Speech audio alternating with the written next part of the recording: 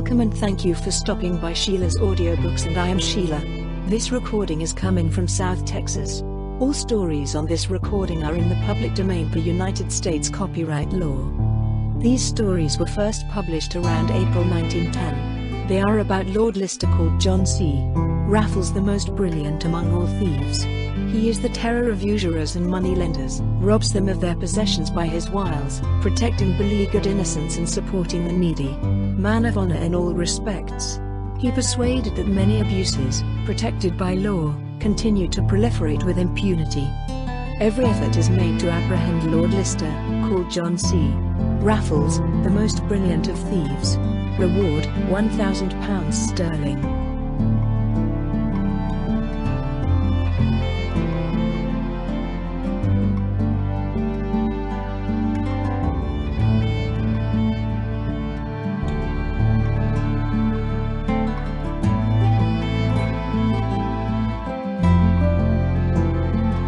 Lord Lister the Goldmaker. By Kurt Machulik. Chapter 1. The Cheated Desperado. I intend, said John Raffles to his aide and friend, Charlie Brand, to do business with the trust kings of the United States. The gentlemen deserve it, for the good of mankind, that their millions should once and for all suffer a great bloodletting. Every dollar of their giant fortune has been acquired at the expense of the community. Charlie Brand looked doubtfully at his master for a few minutes before he answered. Notwithstanding all the esteem I hold for your genius, I do not consider you capable of successfully waging a battle with the American gold giants. If you want to take away their brilliance, it won't hurt them. Precious stones are no more valuable to them than pebbles, and money cannot be obtained from them. A smile flew across John Raffles's witty, clean-shaven face. This is the longest conversation I've heard from you since the beginning of our friendship, but also the most insignificant. The brilliance of the millionaires don't interest me at all this time. Incidentally, you are wrong if you think that I do not know as well as anyone else that only cash books and accounts can be found in the cash boxes of millionaires. Those amounts of cash in which I am interested are well kept in the treasuries of the banks. No. I will deprive them of their capital and regular affairs and try to make happy again those from whom they have taken it. Now I'm really curious how you're going to set that up. As I said, I consider you a genius at professional burglary. Your knowledge overcomes every lock and every obstacle with its skill, but whether you will show yourself as a master to these merchants of the world, I doubt. John Raffles smoked his cigarette quietly and replied. The impossible attracts me, therefore without further ado, we shall leave London tomorrow and go to America. Good, replied Brand, I am always glad when I can turn my back on London. One might really believe a miracle that you have not hitherto been caught by the English detectives who are after you. Bah! Laughed Raffles, knocking the ashes off his cigarette. I repeat, you overestimate the London police. They are just as ordinary people as everyone else. When chance does not come to their aid, they are not even able to catch an ordinary third-class impostor. In general, only that man is really competent in his profession, who has conceived and practiced it out of passion, as a lover. Only such will learn everything in their trade and spare nothing. I must confess, except Petrosino, the famous American detective, and Sherlock Holmes, I know of no detective to this day who practices his trade, as art and sport, and at the same time with true devotion. You are right, said Charlie Brand, you are also called the burglar out of hobby. A few weeks later Raffles and Charlie Brand were sitting in a smoking compartment of the Pullman Lux train which runs between New York and San Francisco. John Raffles had heard in New York, in the office of the Astoria Hotel, that a certain Mr. Brown, who was called the Trust King of the Copper Mines of America, ordered a ticket for this train. In order to make the acquaintance of Mr. Brown, he took the same train, and now sat in the smoking parlor, watching him closely while he was apparently occupied with reading a book. Opposite the Yankee sat, quite easily, another representative of the millionaire class, one Gesh, leaning in an armchair. There the great unknown addressed Charlie Brand. I'm lucky. 2 birds with 1 stone. Another wheat king has joined the great copper king. He is the chief in this business and, as I learned from a conversation between him and Brown, has brought together the great American merchants into a so-called trust. These people buy up all the rest of the wheat with their own wheat, and then fix the price for this much-needed food product of mankind, since no one else possesses wheat besides them. The world is not protected from such criminals by any law. Mr. Brown, meanwhile, had put his book aside, and began a conversation with the Wheat King. Raffles had taken his place so that he could understand every word. "You are traveling to Chicago?" asked Brown. "Right," Gesh replied, "I have a meeting with business friends there." "There's a lot of wheat this year, isn't there?" said Brown, smiling sarcastically. "Unfortunately, yes," replied Gesh, his face showing an expression of displeasure at the good harvest. "The wheat is going to be cheap now," suggested Brown. "That will certainly not please you." "Certainly not," replied Gesh. "That is why I am just traveling to my business friends in Chicago to discuss the situation." "Yes, yes," said the Copper King, in a tone as if to express his condolences to a mourner. "The blessing of heaven cannot be so arranged as I can my copper. It doesn't matter to me if there is too much ore, it doesn't get cheaper, and it doesn't spoil if you leave it alone. But the wheat, as more grows, it gets cheaper and there is nothing to earn from it. Heaven's blessing in this case is a curse to the merchant. I wouldn't get involved in such matters." "That's your business, Mr. Brown," grumbled Gesh, who did not like this conversation. "Let's talk about something else." After that, a conversation developed about politics, which Raffles was not interested. He only heard that Brown was traveling to his copper mines, which were located in Pottsville, Colorado. The eavesdropper noted everything on his cuff. There he heard Brown say, "I'd like to be in Chicago by now. There have been so many train thefts lately." "Nonsense," boasted Gesh. "I'm not afraid of those bandits. Last year my train was attacked in the Ohio area. All the passengers lost their heads, just not me. When the thugs got into my compartment and roared 'hands up,' I drew my revolver and shot them. Do you want to see the weapon? There it is." "No, no," cried Brown anxiously. "I'd rather not see firearms. Too many accidents have already happened. Put it away." But Gesh had already taken the revolver out of his pocket. John Raffles, like Charlie Brand, had to laugh at this scene. It was a lady's revolver, a weapon for cyclists, a completely harmless object. Even Brown had recovered from the shock and looked at this children's toy with interest, and at the same time hesitation. "And with that you killed those people?" Gesh lifted his chest.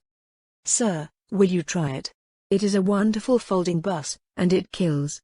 I believe you," muttered Brown, "but don't point the revolver at me, it makes me nervous." "You should hear it pop." "I'd rather not." With a heroic countenance, Gesh put the revolver back in his pocket when the steward asked to come to the table. Now Raffles arranged it so that he was seated next to Brown, while Charlie sat on the other side of the great unknown. Brown could understand every word that Raffles spoke to his secretary and deduced from Raffles' conversation that the purpose of his trip was Pottsville, Colorado. This interested Brown, and drawing his broad mouth into an obliging laugh, he turned to Lord Lister. "You traveled to Pottsville, I hear." "Yes," replied Raffles. "Are you interested in the purpose of my journey?" Brown laughed once. "Oh yes, I am quite well known there and have lived there for several years. May I ask what business takes you to Pottsville?" "I've been invited there," said Raffles so uninhibitedly, that Charlie Brand turned to himself in vain broke his head. Who from Pottsville could have asked his friend? "Maybe hunting?" asked Brown. John Raffles shrugged and replied, "I am sorry not to be able to answer you. Several reasons forbid it." He turned from Brown, as if the question had bothered him, and conversed with Charlie Brand for the duration of the trip. Thus time passed until Raffles was addressed again in the evening by Brown in the smoking compartment. "Is it lawful to drink my whiskey at your table?" Without waiting for an answer, the Copper King took his seat, and, having lit a cigar, began to talk insolently about Pottsville, the copper mines, and his occupation, as one who wants to put himself in the foreground at once. Lord Lister, with his genius human knowledge, had at once grasped Brown's character. "Mr. Hunting," now explained the Copper King, "is my competitor, and I should be sorry if you were a friend of his and it prevented me from continuing our acquaintance with this journey. Won't you tell me what takes you to Pottsville?" "I am interested in the mines," replied Raffles. "In mines," repeated Brown. "It is not known to me that anyone in my area wants to send anything." "Not that," replied Raffles. "It never occurred to me to buy a mine. May I take the liberty of introducing myself to you? My name is James Baxter, I am a chemist. It was fortunate that Brown was looking at his neighbor across the street at this moment and not Charlie Brand. He made such a stunned face that the Copper King should have noticed it at once. What for heaven's sake, thought the young secretary, has Raffles got to do with chemistry, and how does he come to appropriate the name of his old adversary, the Inspector of Police Baxter of London? Is your friend a chemist too? Heard Charlie Brand say Brown's voice. The next moment Raffles answered the question in agreement, thereby making his friend a chemist as well. We just lack, thought Charlie Brand, for Brown to start a conversation with me about chemistry. Since I left school, I have forgotten everything related to this science. So you won't join me, said the Copper King, at whose invitation you go to Pottsville? For as you are a chemist there is, of course, a business reason for your journey. John Raffles shrouded himself in a mysterious silence, thus reinforcing Brown's suspicions that the so-called Baxter had cases in Pottsville against Brown. Are you interested in copper? Asked Brown, making another attempt to fathom his opponent's motives. Smiling, Raffles replied, I don't deny that, and I also want to tell you, Mr. Brown, that in the laboratories of the state I have found strange chemical conditions. Are you appointed by the state? Yes, Raffles nodded. Charlie Brand suddenly started to feel anxious. He longed to get up and smoke a cigar at a good distance from these two. He carried out this plan and heard from afar how the two were still talking late into the night about copper mines and their profits. Charlie Brand was convinced that Raffles must have studied copper in a book, and this was true. While Charlie Brand slept, Lord Lister had obtained and studied a book from the train library, so that he knew more theoretically about copper than Brown did in practice. When the mine owner and Raffles visited the sleeping car, he bade him farewell with a friendly good night, adding, I hope you will spend some time with me in my villa before you obey the invitation of the unknown gentleman to Pottsville. I'll think about it, said Raffles, and went to Charlie Brand in the room separated from them in the sleeping car. What the hell do you want? Asked Brand, when Raffles had lowered the curtain, with this mine owner. I want to bleed him, whispered his friend. He is a rascal of the first rank. He revealed to me this evening a plan which he has devised with several copper mine owners to raise again the price of this metal so indispensable to industry. If they succeed, the lesser man can again pay the cost of this speculation with his sweat, while they have become several millions richer. I don't understand you, remarked Charlie, but one thing I must ask you, from now on, don't call me a chemist. I couldn't even tell what elements exist in the world. Elements? Raffles laughed and flattered himself. Evil and good elements, my boy, and now, good night.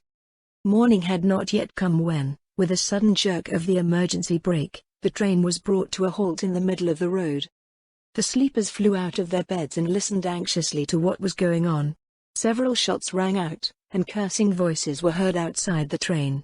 This life gave rise to general anxiety. Like a flock of sheep, the passengers in their nightgowns crowded the corridors of the carriage between the sleeping quarters, and a general cry of displeasure and fear was heard when suddenly the light went out, and the whole became dark. Then a black steward appeared and shouted, Ladies and gentlemen, we have been attacked.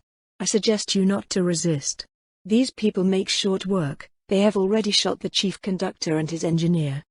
Behind him, lit by the glow of a hand lantern, appeared the adventurous figure of a man in a wide-brimmed hat, wool shirt and sheepskin trousers, a large, caliber revolver in each hand. Nothing could be seen of his face, as a cloth had been tied in front of it as a mask. Hands up! Shouted the stranger. All in the carriage. If you don't, I will get enough steam from my vapor machine to be helped to the other world. Onward, hands up, you potbelly, he shouted at Brown, who did not immediately follow this order. Excuse me, I have gout, replied the Copper King. The devil get your gout, cursed the desperado. Hands up, or I'll heal you. He held the revolver in front of Brown, who raised his arms with the speed of a monkey. Now all things of value must be taken out of the baggage, cried the desperado to the passengers who were about to get out of the wagon. All the travelers obeyed, and now, carrying in their uplifted hands their money bags and things of value, left the chariot. As soon as the latter got out, the stranger went round the compartments with a lantern, searching them. He had no idea that John Raffles, the great unknown, was still on the train with his assistant. The desperado had not yet reached the middle of the train when suddenly two men, with masks covering their faces, sprang toward him from a sleeping chamber.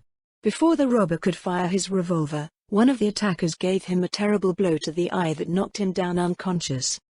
It was John Raffles, who, having rendered the man harmless, stripped the bandage of the strange robes at great speed and dressed himself in it. He covered his face with the same red neckerchief that had served as a mask for the desperado, and put on his broad-brimmed hat.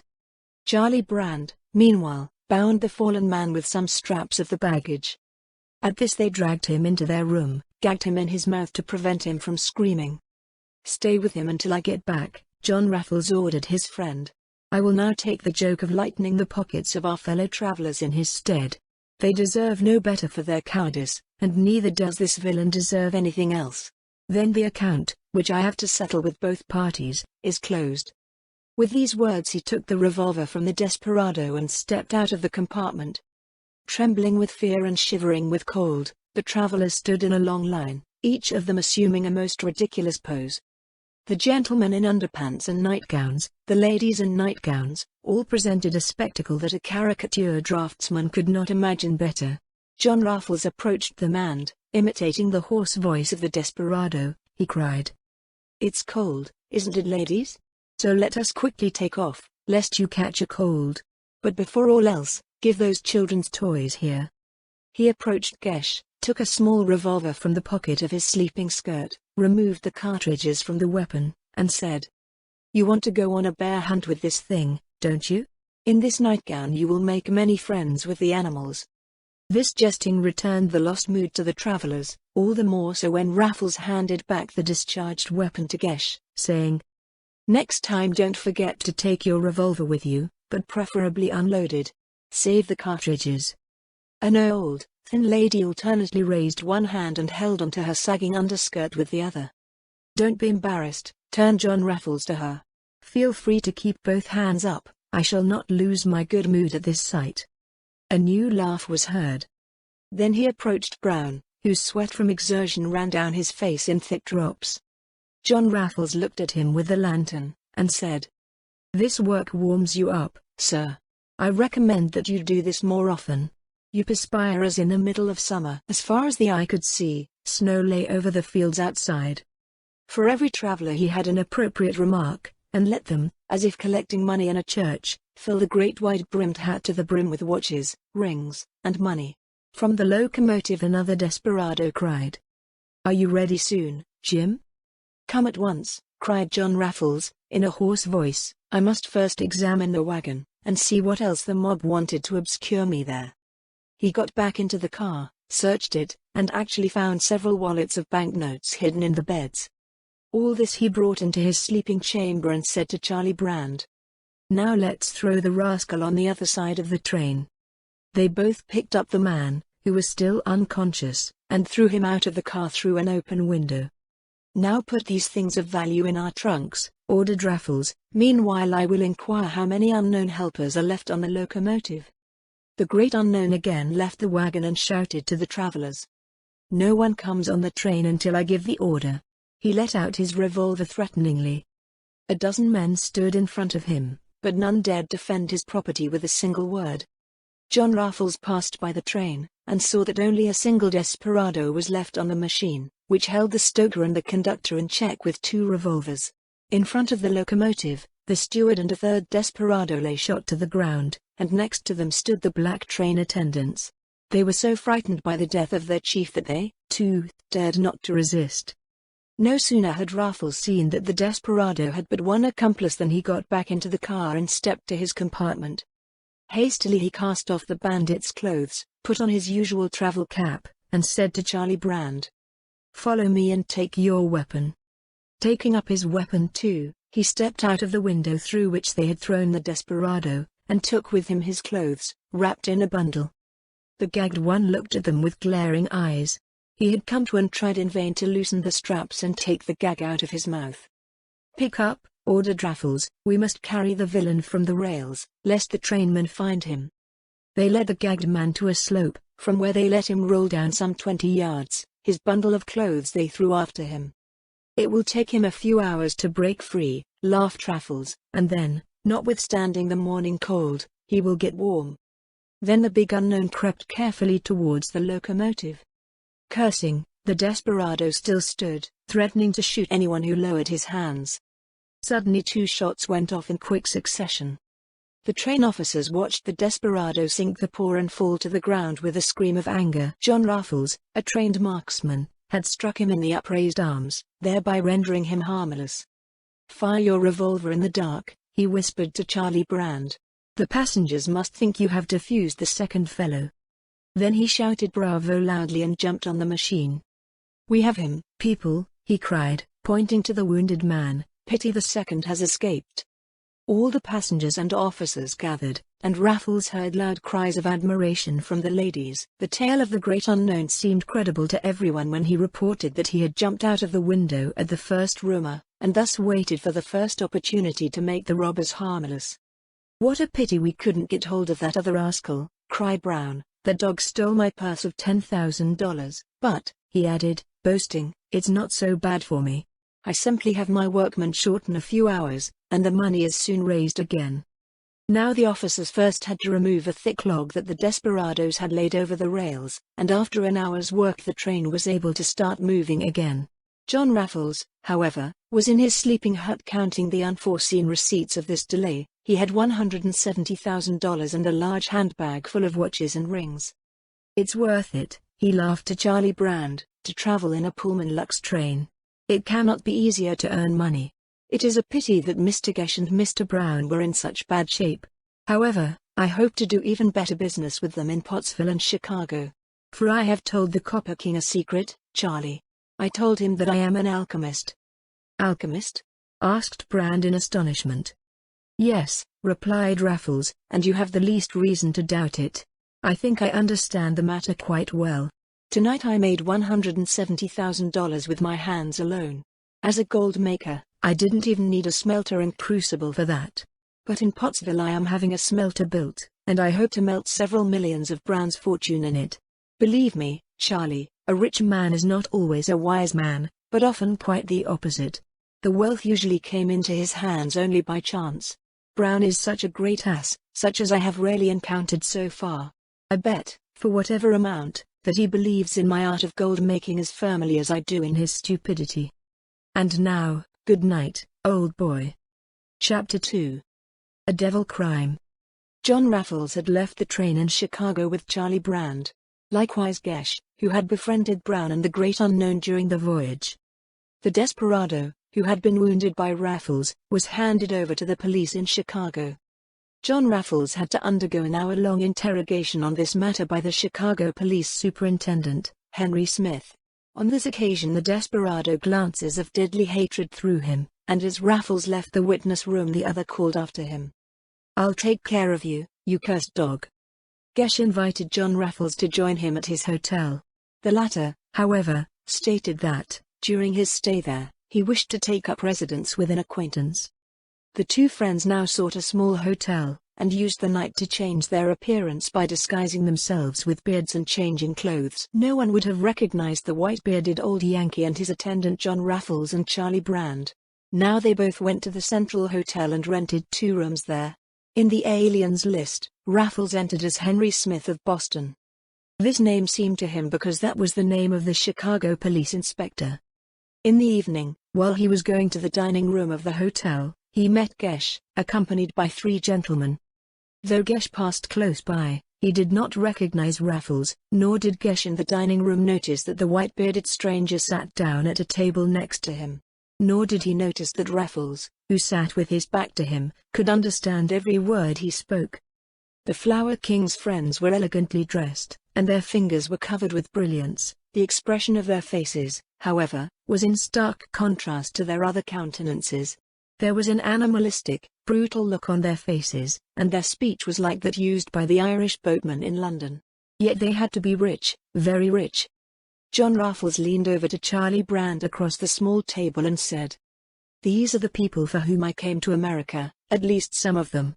Take a good look at them, Charlie. When the poor are hungry, their eyes do not look so eagerly for bread as the eyes of these fellows do for money. A miserable bunch." At this moment Gesh struck the table with his hand so hard that the wine glasses clattered, and cried, "I tell you, gentlemen, we must increase our wheat this year. I have no desire to work for nothing, and so gentlemen, I beg you, come to Chicago for this conference." "I would like to," replied another, "and each of us would like to earn as much money as possible. Therefore we ask you, Gesh, what region do you have in mind, through which we can sell? I really don't know what we can do in these bad times. There is more wheat than is demanded." Gesh chuckled with laughter. "You are a fool, Brower. The matter is very simple. If we unite, in this year 4 times as much wheat has been grown in California as in the previous one." "So it is," cried his companions. "And," added Brower, "now anyone can buy his bread for half the price of previous years. Unfortunately, there is more wheat than the whole world can put in its stomach." "Let the devil get such a wheat boon," cried Gesh. "They will not fill their stomachs at our expense. I'd rather let them all starve to death. But for that very reason, gentlemen, I have a proposition which will please you." They all listened intently as Gesh, who poured himself a glass of champagne and emptied it in one gulp, was about to say. The Flower King wiped his full lips, lit up a real Havana, and began. "The 4 of us are called the Flower Kings in California, because we control most of all the wheat that grows there. In our attics here in Chicago, we have several millions worth of wheat together, and we must know now what to do with it. When we bring this wheat to the market tomorrow, the price will be half that." "That is so," agreed the friends seated at the table wholeheartedly. "What shall we do?" asked Brower. Gesh's face twisted into a devilish smile. Again he poured himself a glass of champagne, which he emptied in one gulp. Then he replied, succinctly, "To burn." The merchants stared at him as if shattered to statues at the horror of this proposal. "To burn?" Brower repeated, as if he hadn't heard correctly. "Certainly," replied Gesh, "to make everything go up in smoke. Then we are delivered from this blessing of heaven, the rest we keep in our leasehold, and set the price of it 4-fold. Then we will make wonderful business, and I tell you, as the people must eat bread, they will have no choice but to pay us, the only suppliers of flour, as much as we desire. Of course we have to work together." The grain merchants deliberated for a few seconds, then one Lobeck exclaimed, "You're right, Gesh. We must empty our roof-filled attics, and it is the simplest means, as you indicate. I will be the first, and fly my warehouses into the sky already today. That will be a wonderful spectacle for Chicago." "First of all," began Gesh, "we must unite ourselves, so that not one of us will turn out to be an apostate afterwards, and while the others go to work, watch with our hands in our pockets how we in our stupidity burn our grain, so that later he can play the trump cards against us with his wheat. I propose, therefore, that each of us buys up the stock from the other and therefore has no right to his stock. I will at once arrange the deeds of sale." He took 4 so-called final deeds from his bank portfolio and filled them in. Then he handed out a gold fountain pen holder to each, and not one of the scoundrels hesitated a moment to sign the deed. Now that was over, Gesh again filled the glasses and all sounded good.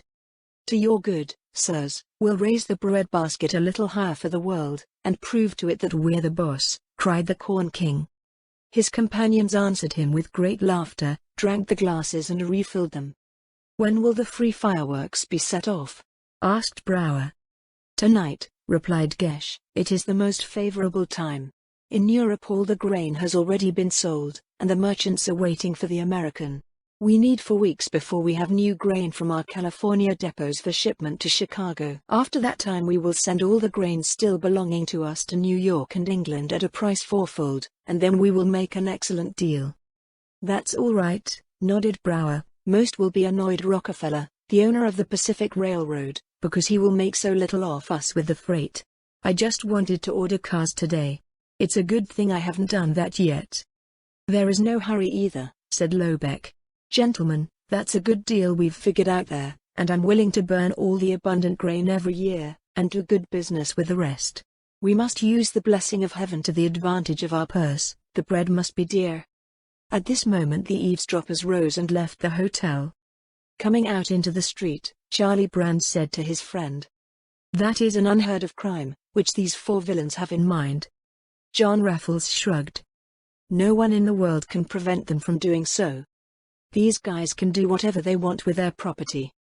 Yet I will try if I cannot make a joke to them, to thwart the affair. He walked with his secretary to the docks of Chicago, where 6 to 8-story warehouses stood side by side in long rows. These warehouses were really nothing but great wooden boxes filled with grain from floor to roof. Here an immeasurable wealth was piled up, and the possessors had it in their power to drive criminal usury with this precious commodity which the earth produces for mankind. John Raffles looked thoughtfully at these buildings. He seemed to disagree with himself how he could harm the owners of these grain-filled monstrosities. "It is sad," he said to Charlie Brand, "that men like the Copper King Brown or the Wheat King Gesh and their friends, with their dollars, control the fortunes of millions of poor people." At these words he seemed suddenly to have made up his mind. He took a carriage and ordered the coachman to the mayor of Chicago. On the way he searched his briefcase and found a document which he had once appropriated in New York at the home of a certain Whitney. It was an appointment of the American government to Whitney, the object of which was that, in wartime, as a state commissioner to the government, he could immediately seize grain and other necessities for the troops. "I'll try," said John Raffles, "if this piece can help me." The mayor of Chicago received Raffles with a haughty gesture. "I come on a secret mission and hereby permit me to show you my appointment from Washington." He held the paper so deftly that the mayor could read the Washington seal and the president's signature, but not the contents. "I am," began Raffles, State Commissioner of the War Department in Washington, and ordered to confiscate for the government all the grains piled up here in Chicago. After these words, the mayor became very polite and helpful. "How can I help you with that?" he asked. "You may go with me to the owners of the grain warehouses," was the reply, "and explain to them the point, namely, that we close the grain warehouses to the government." "Would there be a war?" asked the mayor with a surprised face. John Raffles struck a high note when he replied, "That's none of your business or mine. We have only to obey the orders of the president." The mayor was startled and muttered an apology. Then he got ready, and followed Raffles to the Central Hotel, where the Corn Kings were still sitting by the champagne bottle, getting drunk on their gigantic business.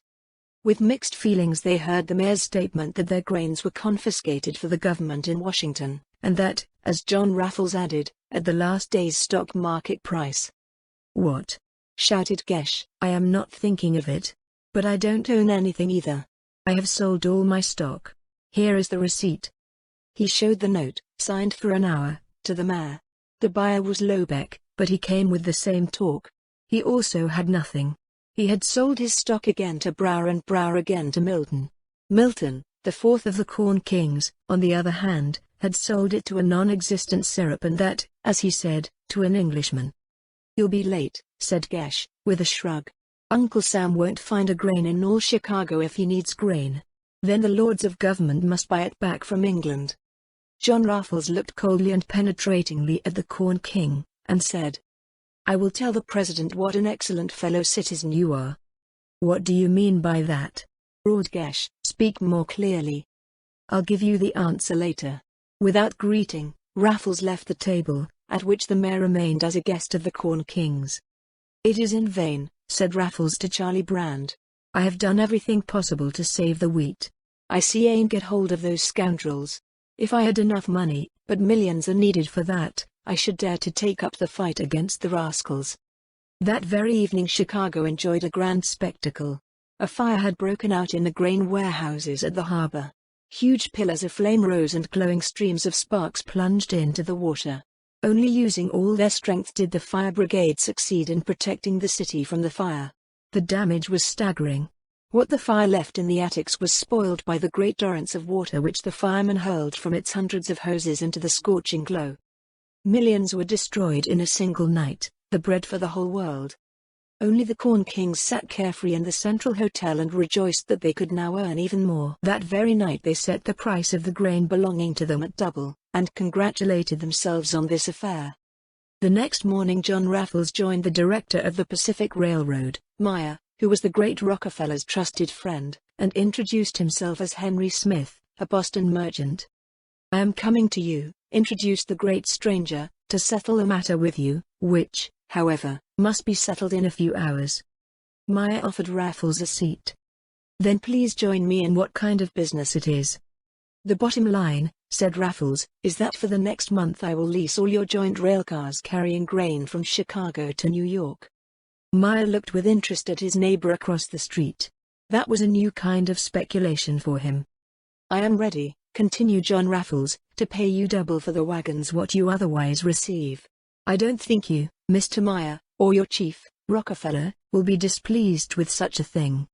"Certainly not," replied the chief, "and I happen to be able to help you, because the lords of the grain trade have not yet ordered a wagon, and after the gigantic fire of this night, few wagons will be needed to deliver grain to New York. To have." He opened a large book in which the revenues of the rail freight were recorded.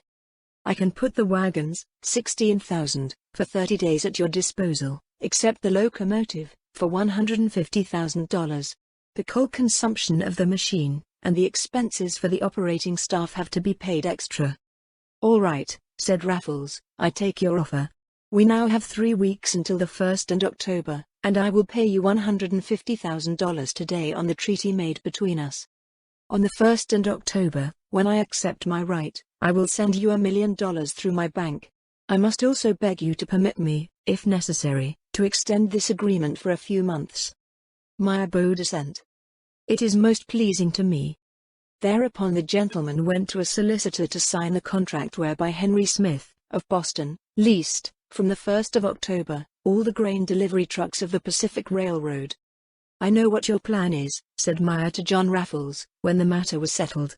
"You want to play a trick on the Corn Kings. I wish you luck with it. We cannot do such a thing, as much as Mr. Rockefeller would have liked to do it, but he has made a treaty with the Corn Kings and undertook to bring all the grain to New York at a specified freight rate. You, as a private individual, can do whatever you want. By the way, an excellent idea. I congratulate you on it. Mr. Rockefeller will be annoyed that such a thing never occurred to him." When Raffles was back in the hotel with Charlie Brand, he said, "My dear Charlie, I have never been so pleased in all my life as I am today. Now I have put something in the way of those scoundrels. The old proverb has come true once again, whoever digs a pit for someone else will fall into it himself." "I can't make sense of this affair," replied Charlie Brand. "I'm wondering where you want to get that $1 million on October 1st that you have to pay Meyer." John Raffles laughed, lit a cigarette and said, "That one, I'll go get Brown from Pottsville." "Very well," replied Brand, "but then I still don't understand the plan you have in mind." "I have tied a rod, dear Charlie, a rod for these rascals," laughed his friend. "Don't you know why people do such a thing?" And he continued, "Tomorrow we travel to Pottsville, and as we have to take off our masks for this purpose, we will give up the rooms in the Central Hotel and go back to the same hotel we occupied the first night in Chicago." Chapter 3. An overwhelming. John Raffles and Charlie Brand got the same rooms again. The two friends had gone to the theater, and did not come home until 1 o'clock in the morning. John Raffles turned on the electric light in the room and looked sharply around the room. Suddenly he stopped and Charlie Brand saw his friend staring at a black spot in the clear carpet near the window. Instantly Raffles leaned forward, felt the spot with his fingers, rose, then quickly rose again, and said to Brand, "We'll smoke another cigarette." They sat down by the fireplace and smoked. "What did you see on the carpet there?" asked Charlie Brand. "Oh, nothing," replied Raffles, smiling. "I thought I'd find a little diamond I lost this morning." "Ah, so," replied Brand, "I wondered what you could be so interested in on the ground." After their cigarettes had been smoked, they bade each other good night, and the great unknown went into the adjoining room. Nearly an hour passed, and the young secretary was already asleep when a light rustle was heard at the window. It was as if someone stuck a knife in the window and opened it. A soft sound was heard as the window sprang open, and in the next instant the black figure of a man crept into the room and listened to the quiet breathing of the sleeping man. Then the black crept silently to the bed, leaned forward, and drew from the pocket a broad knife, such as the cowboys use in the West. The burglar held the knife ready to the punch, and whispered, "You are the accomplice of that dog who made the theft in the Pullman train impossible for me. Now I've discovered you, and the devil will get me, if you ever succeed in tricking me, the famous Denver Jack. There you have your wages." He was about to thrust the twinkling steel into Charlie Brand's chest, but before he could do the deed, Denver Jack, struck by a punch, flew to the ground. In the next moment Raffles knelt by the desperado and gagged him. Charlie Brand slept soundly throughout this scene. It was only when Denver Jack lay gagged on the floor that he woke his friend Charlie. Sleepy, the young man straightened up and asked what was the matter. The great unknown turned on the light in the room and held out to Charlie the knife he'd snatched from Denver Jack a moment ago. "Your life was worth a dime a few minutes ago," he said. "We have had visitors. The desperado, whom we neutralized in the Pullman train, discovered our track, and wanted to take revenge. There he is." Denver Jack, a fellow like an athlete, gritted his teeth, and looked at Raffles with an expression of deadly hatred, who looked at him with a mocking laugh. "You don't understand your trade. Perhaps you have now learned the art of throwing a good punch." "Cursed dog." The bandit gritted his teeth again. "How did you discover that fellow?" asked Charlie Brand. "Very simple," replied Raffles. "This man searched our rooms before we got home and forgot to take off his boots. Close to the window through which he had come, I noticed an imprint of his filthy boot, and suspected a nighttime visitation from that side. It's not hard to sneak into this room here, though we live on the 4th floor, for the prescribed fire escapes run past our window. So I waited behind my room door until this gentleman stepped in, and when he wanted to help you to the other world with a free ticket, I disarmed him." Charlie Brand, meanwhile, had risen and was also examining the gagged man. "What shall we do with him?" he asked. John Raffles laughed and said, "I was able to hand him over to the police. Then he would succeed his companion on the gallows, but I can also let him walk after this lesson." He turned to Denver Jack, and said, "Which do you prefer, my friend?" The desperado straightened up and said, "You can act as you see fit." "I like it," nodded the great unknown. "I see that you are a sensible man, and desire nothing impossible. Without a doubt I will do as I see fit. And as I am not afraid of you and your kind, I will loosen your chains again, and bid you go out again." With the knife he had taken from the bandit, he cut the ropes, and commanded in a dominant tone, pointing to the window, "And now, gal." With a shy look, Denver snuck Jack away. Once more, however, he turned to Raffles, and cried, "This is the first time in my life that I have been played with like this. You are the first man to boast of gagging Denver Jack. You are not an ordinary man, like most others, and I must confess to you that I have gained respect for your punch and your dexterity. The devil will take me if you are not a master of my craft." John Raffles looked at the rascal with a pleasant smile and slowly lit another cigarette.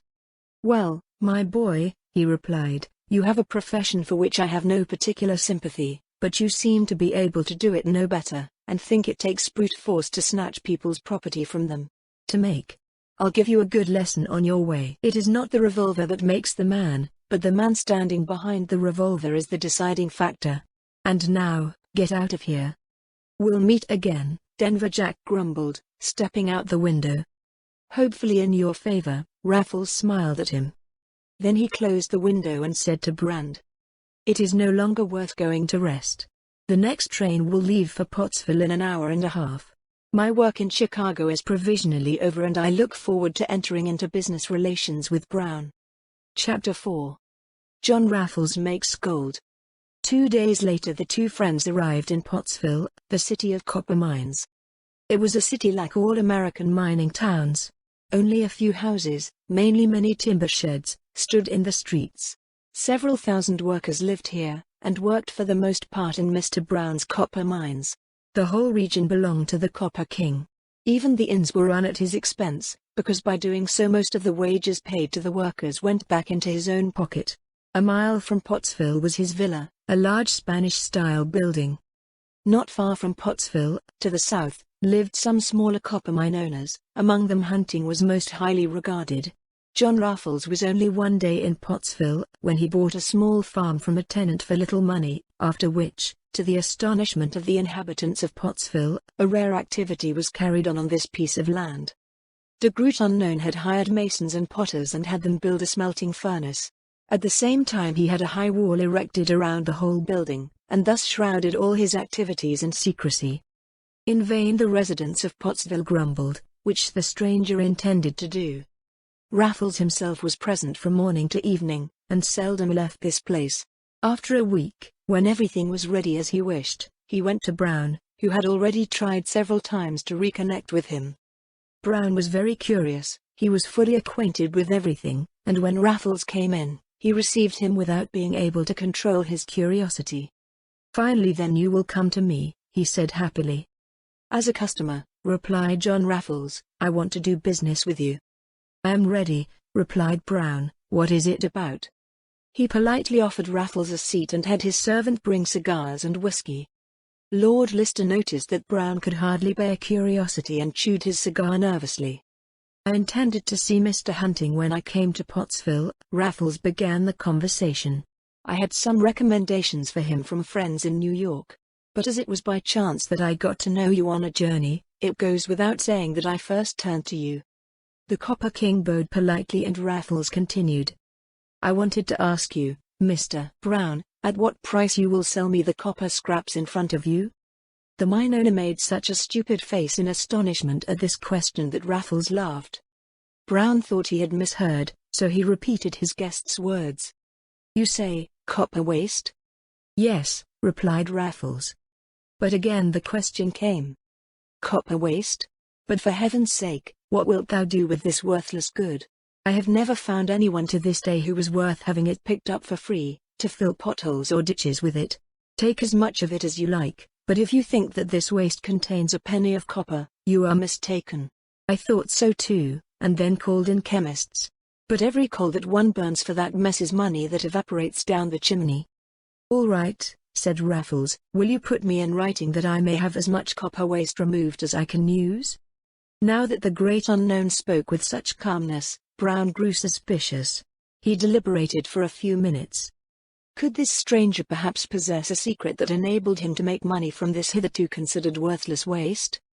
No matter how tired he was, he couldn't find a good solution. The smelting process was carried out so thoroughly in his house that it was almost impossible for this waste to be worth a penny. And now this stranger came and wanted to buy him everything. This must certainly be of some significance, and he determined not to go along with Raffles' proposal at once. Shrugging his shoulders, he said, "I am sorry to have to recant my words later, but I am now convinced that the apostasy represents some value to you. I do not deny that, and so I am ready to buy it from you at a price to be determined by you." Brown thought again for a few minutes. He had to agree with the stranger, otherwise he would go to his competitor Hunting.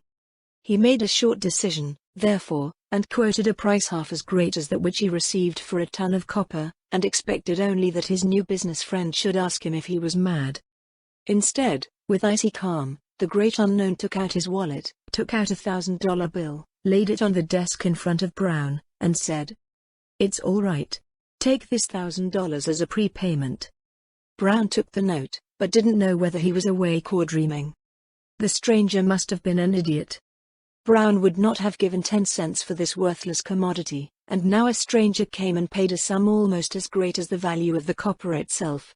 Well, he would see further. He wrote a receipt for the $1,000 and also gave Raffles proof of the closed sale of copper scrap. Now he tried to find out what Raffles intended to do with this rubbish, but the latter answered only with a mysterious silence, so that Brown could see that he would not get there this way. The very next day John Raffles, much to the astonishment of the Pottsville residents and the workmen, had several loads of the purchased goods brought to his smelter. At the same time he asked Mr. Brown if he would not supply him with a workman to operate the furnace. The mine owner immediately answered this question in agreement. Nothing was more useful to the old fox. He had a workman who was with him for several years, a boss named Jim Mertens. Brown called to him, and, slipping a $100 bill into his hand, said, "Mertens, you know of the wondrous affair which I have made with a strange chemist, who has set up a furnace near here has built." The old worker laughed and replied, "Yes. All the coal merchants in Pottsville are already looking forward to the good business they will drive with this one. He can burn 10,000 cents of coal before he takes out 1 gram of iron, copper, or any other metal. This man must not be in his right mind." "We won't say that," replied Brown. "I had evidence of great coolness and intelligence from this man during a train crash. Perhaps he really does have a secret to taking some advantage of the apostasy. We shall see. The stranger seeks a workman, and bade me recommend someone to him. Then I thought of you, Mertens. I care a lot, 2. To find out what this stranger does with the good. So you go in with him and keep me informed of everything. As a reward you will receive from me $100 above your weekly wage, as long as you are employed by the foreigner. I think you can be satisfied with this offer. Certainly, replied the overseer. I have 10 children to take care of, and I can always use money. I will inform you of everything that happens. But for all the inventions, I do not believe that there is anything to be gained from this worthless waste. John Raffles understood that with this worker he was getting a spy in his house. He first put him into operation of the smelting furnace and allowed himself further assistance. For several days John Raffles had been working with crucibles in the furnace, but the workman could but report to Brown that the stranger apparently accomplished nothing. On the 4th day it aroused the workers' attention that Charlie Brand poured a spoonful of white salt from a tin drum every 5 minutes into the crucible, and that his new chief exclaimed several times, "We shall succeed." In vain, however, he endeavored to manhandle the salt to show it to Mr. Brown. When Mertens had left the furnace that evening, the young secretary said to his friend, "I should like to know now why you let me throw this white powder into the mug." John Raffles laughed and replied, "That means only to Mr. Brown, not to you." "What is it anyway?" Brown continued, "You act so mysterious, as if it has great value." "That's right," laughed the great unknown, "it's table salt." Charlie Brand was dumb with surprise, so that Raffles burst out laughing. "Cooking salt?" he repeated. "What do you do with table salt in a melting pot?" "My dear boy," replied his friend, patting him on the shoulder, "this table salt is my bluff for the copper scrap to Brown. Do you not know the wisdom, put sand in the eyes of men, and they believe that it rains gold? This is the secret of how the millionaires make their millions.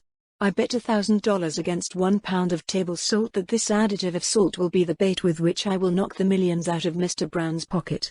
And now I will melt some chains and rings and watches of the passengers of the Pullman train this night, and then Mr. Brown by his spy gets back his own chain and watch melted into a piece of gold from my smelter. He will swear that from his waste of copper mixed with salt I have obtained gold." It happened as Raffles had predicted. The next evening the workman burst into Mr. Brown's office in great excitement.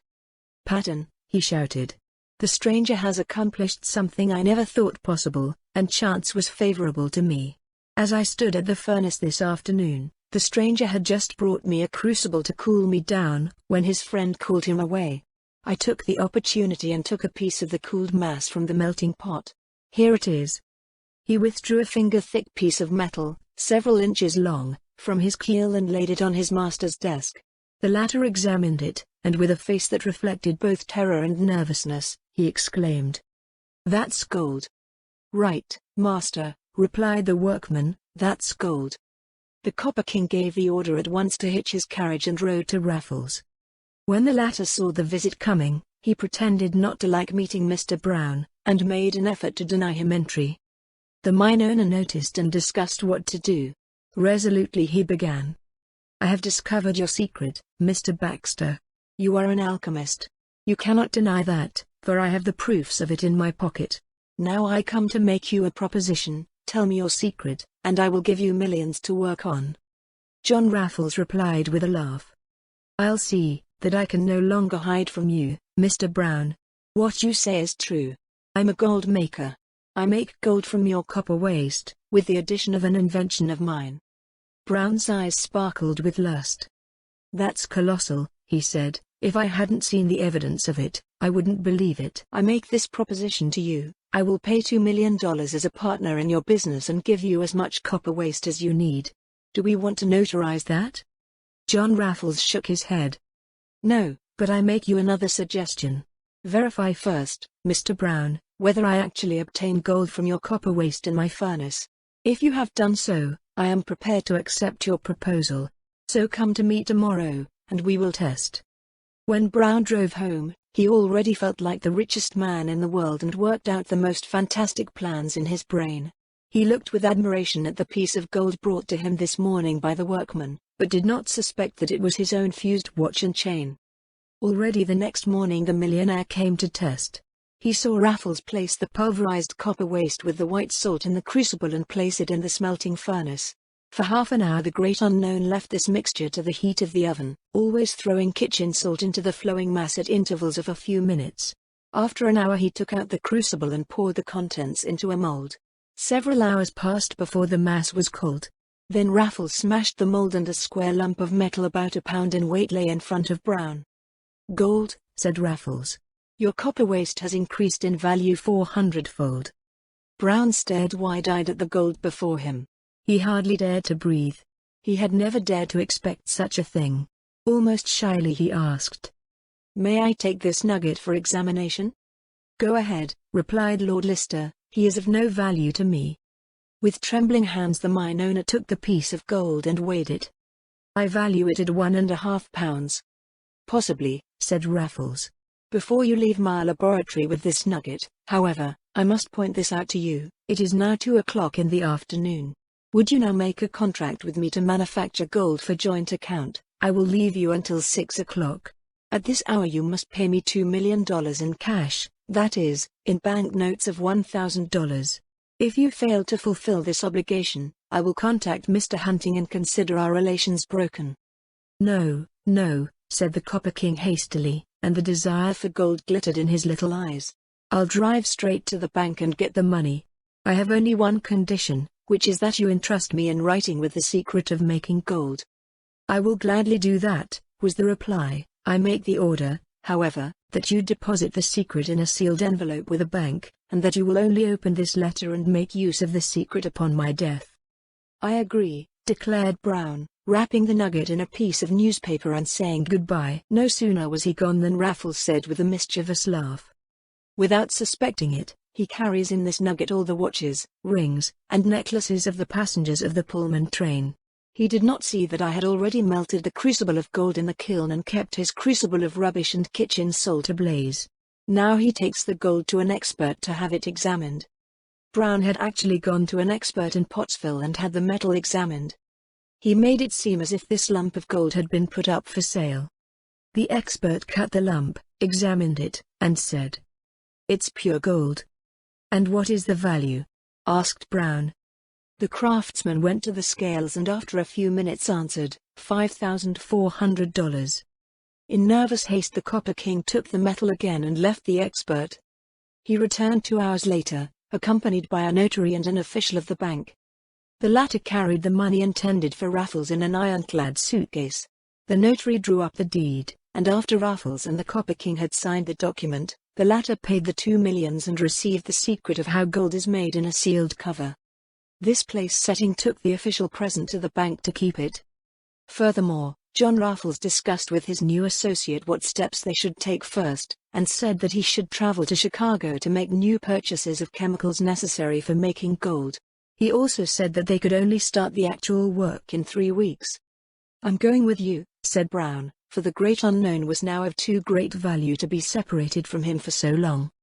"All right," said this one, "I have nothing against that, go with me." Chapter 5. Hands Up.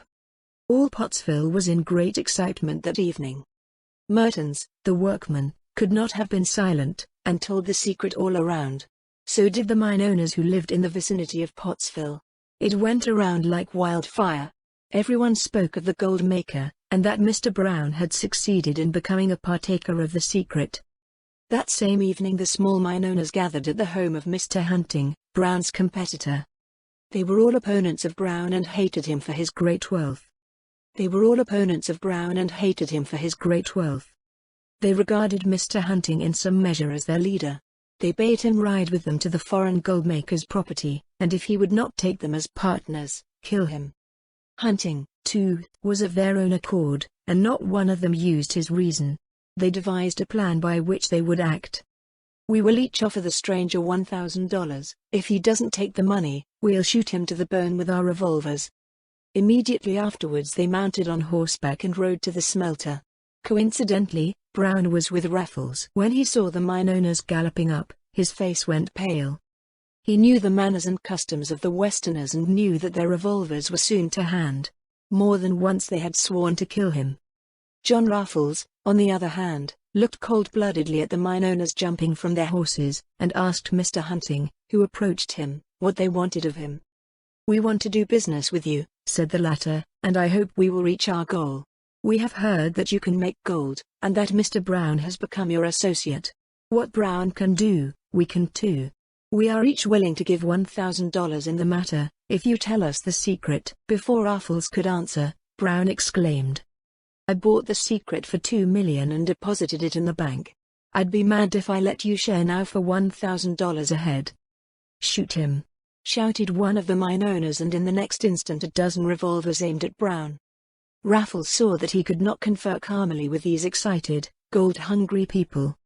He therefore turned to Brown and told him, "Don't get worked up and let me handle this matter." Then he turned to the mine owners and said, "Put away your weapons, sirs." Immediately the mine owners put the weapon in their belts, and Hunting said, "I knew you'd be up for it." Raffles smiled at Hunting. "Of course," he said, "I am always willing to do business." He decided to give them a good lecture and continued, "But first I must have consulted with Mr. Brown." Without waiting for an answer, he drew in the Copper King, who was wiping the sweat of fear from his forehead. "What should we do?" asked Brown. "These rascals will kill us if we don't give them their way." "That's your fault," laughed Raffles. "Because of you, or because of your workmen, they found out about our affairs. Now it is called having courage, and now hear further what we must do. We shall go with these gentlemen to an inn in Pottsville and confer in the great hall there. I will make it clear to them that my art of making gold is a swindle and consisted only in taking $2 million from you." "They won't believe it." Brown shook his head. "I must try," replied Raffles with a shrug. "You must declare to me that you are not ashamed to admit that for your stupidity, in believing that gold can be made, you have paid me the sum of $2 million, but that you declare yourself ready to give me this money. To donate. Understood? I like all that you consider good." "Then let us go," said Raffles, and went to the waiting mine owners. He informed them of his intention to go to an inn in Pottsville, and they all agreed to follow him there. Once there, Raffles climbed the small podium, tapped his glass and said, "Gentlemen, I hereby solemnly declare to you that I cannot make gold." There was silence for a moment, then a storm of indignation erupted, and everyone shouted at each other. "He wants to help himself. He doesn't want us there. They just want to enjoy the gold." Raffles looked at the excited collection with crossed arms and thought, "How strange it is that people are so willing to be deceived. In the most impossible they walk in, like the moths in the light." Finally the meeting calmed down and Hunting called to Raffles. "Speak further." John Raffles, on the podium, first calmly lit a cigarette and replied, "Very gladly, sirs. I see that you are determined to associate yourselves with me in this swindler's business. You will want to be as stupid as Mr. Brown, whom I took $2 million from." Another storm swept through the meeting. "Yes," they cried, "we want that too. Out with the imposter secret." Raffles laughed and turned to Brown. "Do declare to these people that you know that I cannot make gold, and that it has made you $2 million poorer." "Yes," shouted Brown, "and I want to give it in writing too." A loud laugh rang out. No one believed Mr. Brown. "That's bluff," roared most. "Very well," cried John Raffles, "I see, gentlemen, that you cannot be dissuaded from being instructed in the art of gold making by me, and therefore I will reveal the whole secret to you."